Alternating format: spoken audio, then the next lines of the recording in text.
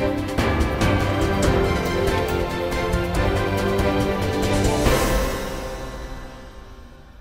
all the latest updates, please subscribe. नमस्कार, मैं love Kumar स्वागत करता हूं आप सभी का नेक्स्ट नए न्यूज के खास programme the daily show with Luv Kumar में। आज हम बात करने वाले हैं भारत चीन के रिश्ते को लेकर।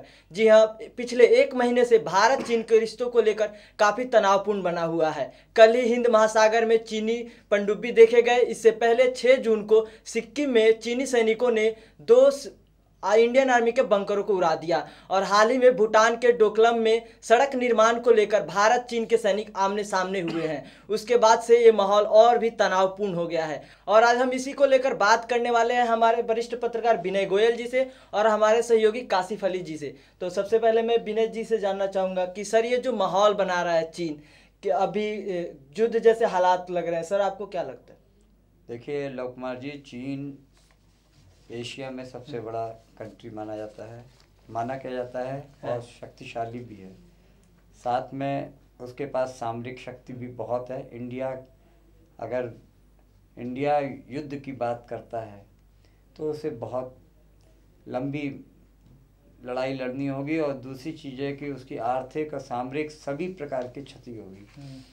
आर्थिक इसलिए कह रहे हैं क्योंकि भारत से चीन का जो व्यापार होता है 5 अरब डॉलर का होता है। तो ये भारत में सुई से लेकर बड़े से बड़ी चीज़ों में चाइना का माल खपत होता है। अगर चाइना चाह लेगा तो भारत की जो दैनिक की जो प्रक्रिया है वो सब डंप कर सकता है। तो भारत को बड़े सोच समझ के इस चीज़ पर निर्णय लेना होगा कि युद्ध अंतिम उस पर होना चाहिए।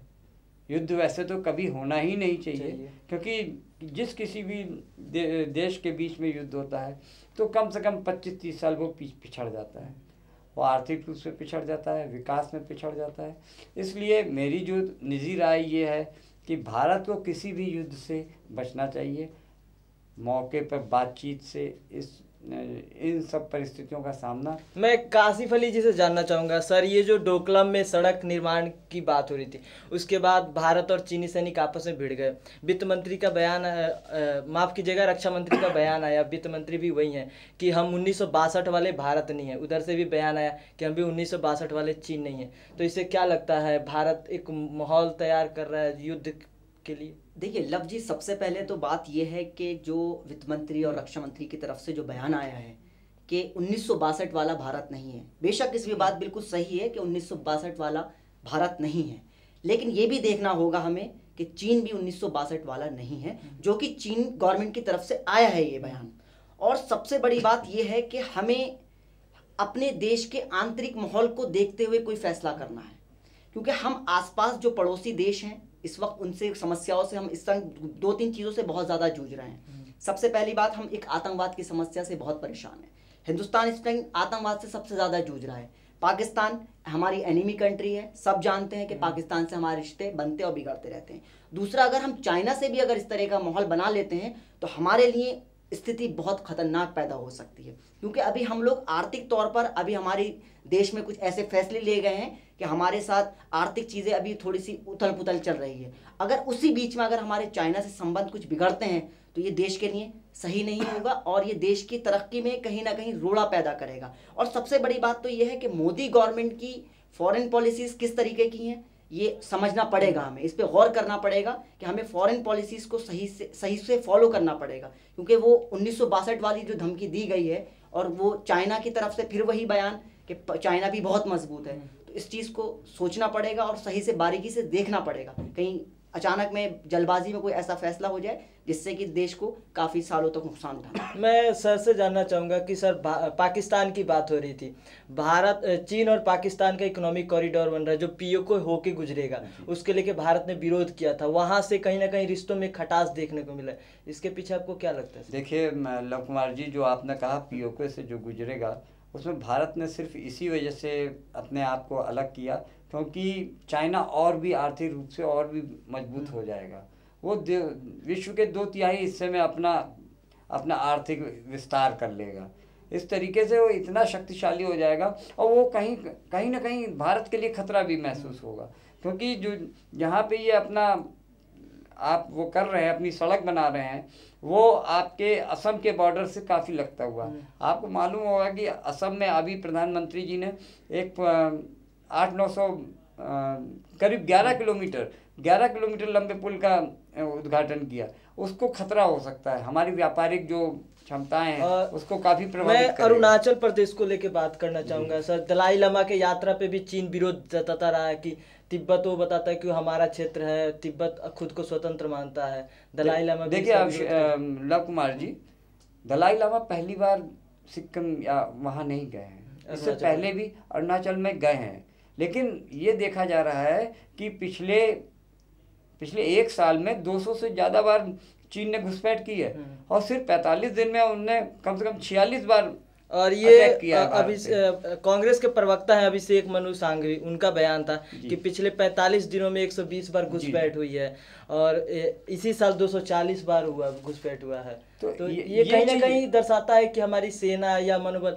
और मैं सेना का एक बयान आया था कि पहली बार ऐसा हो रहा है कि 1962 के बाद इतनी ज़्यादा सेना वहाँ पे तैनाती की गई। तो कहीं ना कहीं भारत सरकार भी सतर्क है कि ऐसा माहौल ना बने। नहीं, देखिए लव कुमार जी, मैं ये बताना चाहता हूँ कि पिछले साल जब जिनपिंग शी अपने देश में आए थे और प्रधानमंत्री से काफ़ी घुल मिलकर बातचीत हुई थी उनकी, बनारस में काफ़ी समय बिताया था, तो वहाँ उस चीज़ को याद करिए कि एक तरफ तो देश में उनका राष्ट्रपति आया हुआ है और दूसरी तरफ अरुणाचल में उनकी सेना वहाँ रिहर्सल कर रही थी, युद्ध का परीक्षण कर रही थी। तो इसका मतलब क्या है कि चाइना से हम कितना भी नज़दीकियाँ बढ़ा लें, लेकिन उससे संबंध उतने मधुर नहीं हो सकते।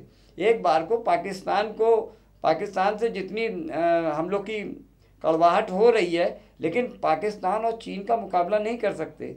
पाकिस्तान और चीन एक शक्तिशाली देश है। पाकिस्तान को तो हम धमकी देते ही रहते हैं कि हम 2.5 दिन के अंदर पूरा पाकिस्तान जीत लेंगे, लेकिन इस धारणा में नहीं रहना चाहिए कि हम उसी लहजे में आप चीन को धमकाएं।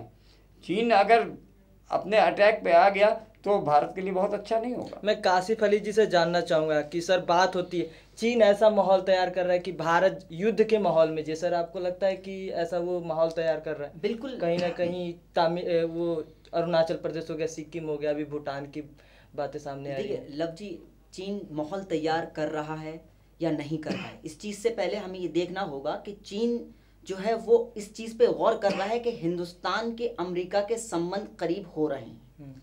इस चीज़ को चाइना कहीं ना कहीं नापसंद कर रहा है, क्योंकि जाहिर सी बात है जब से ट्रम्प सरकार अमेरिका में आई है उसकी नज़दीकियाँ मोदी सरकार से बढ़ी हैं। उस चीज़ को चाइना सरकार पसंद नहीं कर रही है।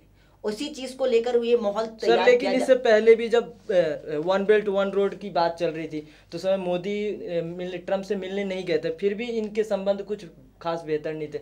विरोधी किया था भारत ने 1 बेल्ट 1 रोड का, वहाँ पे नहीं गए। भारत और चाइना का तो विरोध हर एक चीज से विरोध शुरू से होता आ रहा है, हर एक चीज को लेकर विरोध होता आ रहा है, हर एक मुद्दे पे बात होती रही, विरोध होता आ रहा है। लेकिन बात यहाँ पर ये आ रही है कि इस वक्त जो माहौल तैयार किया जा रहा है, ये सबसे ज़्यादा माहौल चाइना की तरफ से इसलिए किया जा रहा है क्योंकि चाइना चाहता है कि वो अपना एशिया में अपना वर्चस्व कायम रखे, और जाहिर सी बात है उस चीज़ को डर इस बात का है कि कहीं भारत उस चीज़ को रिप्लेस ना कर दे, क्योंकि भारत एक उभरती हुई शक्ति है, इस चीज़ में कोई दो राय नहीं है।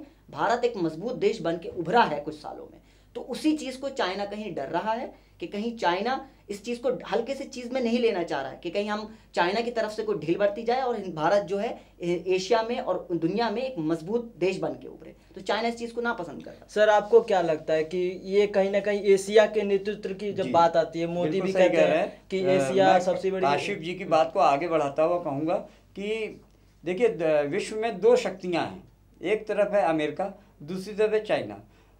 अमेरिका भारत को सपोर्ट कर रहा है तो चाइना पाकिस्तान को सपोर्ट कर रहा है, और दोनों में ही लीडरशिप की रेस में हैं दोनों देश।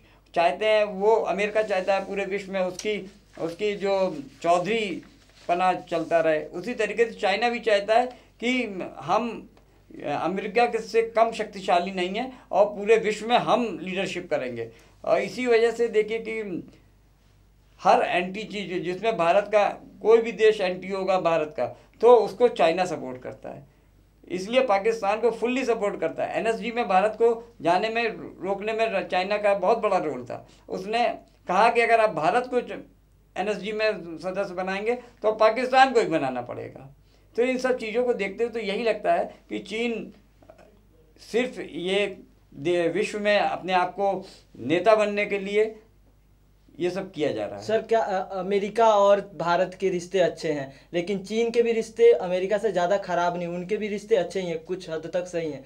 तो क्या लगता है कि चीन इसके विरोध में ये सब कर रहा है कि भारत अमेरिका का रिश्ता? बिल्कुल, आप बिल्कुल सही कह रहे हैं कि चीन और अमेरिका, मैंने बताया जैसे कि दो महाशक्तियां हैं विश्व में, तो आपस में तो टकराएंगे नहीं ये लोग, इसलिए दूसरे के कंधे पर बंदूक चला के ये शिकार करेंगे। अब यही समझ लीजिए कि अगर इनको पाकिस्तान इंडिया पे अटैक करेगा तो चीन पाकिस्तान को, चाइना उसको सपोर्ट फुल्ली सपोर्ट करेगा, लेकिन फ्रंट पे नहीं आएगा, वो फ्रंट पे पाकिस्तान को रखेगा और जैसा भी वो आर्थिक और सामरिक दोनों दृष्टिकोण से उसकी मदद करेगा। और दूसरी तरफ अमेरिका फिर भारत को सपोर्ट करेगा। वो चाहते हैं कि दोनों, वो न्यूट्रल कहीं ना कहीं ऐसा सोचेगा कि वो हाँ, न्यूट्रल रह के काम करे। दूसरी चीज, अमेरिका भी ये चाहेगा कि भारत एक विकसित देश है और अन्य देशों की अपेक्षा यहाँ पे विकास बहुत अच्छी तरीके से हो रहा है और एक अच्छे भविष्य की ओर जा रहा है। इसलिए जब दो शक्तियाँ आपस में इस बात को लिए लड़ रहे हैं कि मैं लीडर बनूंगा, तो उसमें छोटे राष्ट्रों का भला नहीं होता बल्कि और नुकसान ही होता है। मैं कासिफ अली जी से जाना, मैं पढ़ रहा था चाइना का लास्ट समय वार वियतनाम से हुआ था, वो भी वो हार गया था। भारतीय सेना हमेशा युद्ध के माहौल में रहती है पाकिस्तान के साथ, जो हमारे रिश्ते हैं उसको लेके। तो कहीं ना कहीं अगर युद्ध होता है तो क्या इसका हमें फायदा मिलेगा? देखिए, भारतीय सेना तीसरी सबसे बड़ी सेना है बिल्कुल बिल्कुल लव कुमार जी, लेकिन मैं आपकी आखिर में जो आपने बात कही कि युद्ध से फायदा मिलेगा, देखिए सबसे पहले तो नहीं, अगर युद्ध हुआ तो भारत की जीतने की चांसेस है। भारत परमाणु संपन्न देश है। बिल्कुल बिल्कुल, ये बात आपकी बिल्कुल सही है और मैं इस चीज को मानता हूं कि भारत इस वक्त एक बड़ी शक्ति के रूप में उभर रहा है और भारत मजबूत है। लेकिन हार जीत से हम लोग इस चीज का पैमाना बना लें कि हमारी हार होगी या जीत होगी। युद्ध में तो ना किसी की हार होती है ना जीत होती है, युद्ध में नुकसान होता है और नुकसान सारे देशों का होता है, चाहे वो चीन का हो या हमारा हो। लेकिन अब हमें देखने की ज़रूरत यह है कि हमें अपनी फॉरेन पॉलिसीज को सही से करना होगा। जैसे कि आज ही मोदी जी इजराइल पहुंचे हैं, उसका आपको देखना होगा, उस पर आपको विचार करना होगा, देखना होगा कि हम लोग किस दिशा में काम कर रहे हैं, हमारी फॉरेन पॉलिसीज किस तरीके से काम कर रही हैं। आज अमेरिका में नॉर्थ कोरिया के राष्ट्रपति पहुंचे हैं, तो ये सब चीज़ों को हमें पूरे दुनिया में जो चल रहा है उस चीज़ पे बारीकी से नज़र रखना होगा, क्योंकि चाइना से हमारे रिश्ते ठीक शुरू से नहीं है। अगर चाइना कोई हमला करता है या चाइना इस तरीके युद्ध के आसार बनाता है तो बहुत से ऐसे भारत के दुश्मन हैं, जो छोटे छोटे दुश्मन हैं, जो ऐसे गल्फ कंट्रीज के भी ऐसे लोग हैं। क्योंकि अगर आप आज जैसे भारत प्रधानमंत्री श्री नरेंद्र मोदी इजराइल गए हैं तो जाहिर सी बात है आपके संबंध जो है फिलिस्तीन से ठीक नहीं होंगे, आपके संबंध गल्फ कंट्रीज के कुछ ऐसे ममालिक हैं वहां से संबंध ठीक नहीं होंगे। अगर चाइना से भारत का युद्ध होता है तो ऐसे बहुत से देश निकल कर आएंगे जहां से आप तेल आयात करते हैं, जैसे बहुत सी चीजें आपकी आती हैं, तो उन सब चीजों का बहुत असर पड़ेगा। क्योंकि वो सब लोग शायद हो सकता है गल्फ कंट्रीज अगर होता है तो चाइना के साथ खड़े हो जाएं। सर, मैं जानना चाहूंगा, मुझे लगता है कि क्या चीन पाकिस्तान का साथ देने के लिए ऐसा कर रहा है? जम्मू कश्मीर में जो विवाद हमेशा से चलता रहा है, अभी भी चल रहा है। पुरानी कहावत जानते हैं, दुश्मन का दुश्मन दोस्त होता है। तो उसे ये मालूम है कि भारत और पाकिस्तान में बनती नहीं है तो भारत के दुश्मन को ही सपोर्ट करेगा। इट मीन्स कि पाकिस्तान को फुल्ली सपोर्ट करेगा और वो हमेशा से करता आ रहा है। तो इस एपिसोड में फिलहाल इतना ही। हम जल्द लौटेंगे एक नए मुद्दे पे बात करने के लिए। तब तक दीजिए हमें इजाजत। नमस्कार।